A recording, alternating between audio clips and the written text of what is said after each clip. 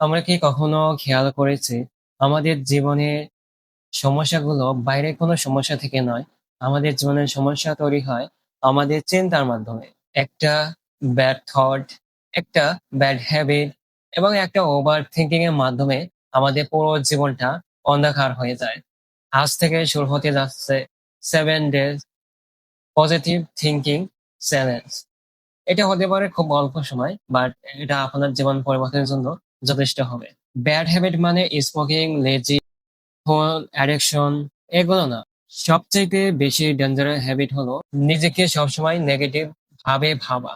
যেমন আমি পারবো না, আমার দ্বারা কিছু হবে না, সবাই আমার থেকে ভালো, আমার জীবন শেষ।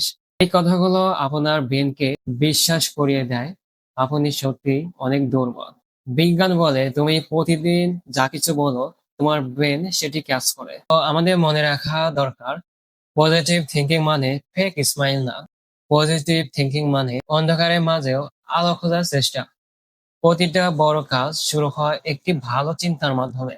আর আজ তুমি সেই পদক্ষেপ নিবে, ইনশাল্লাহ। আজকের চ্যালেঞ্জ শেষ করার পর কমেন্টে লিখবে, আই কন্ট্রোল মাই মাইন্ড।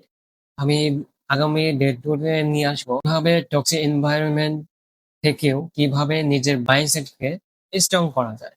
ধন্যবাদ।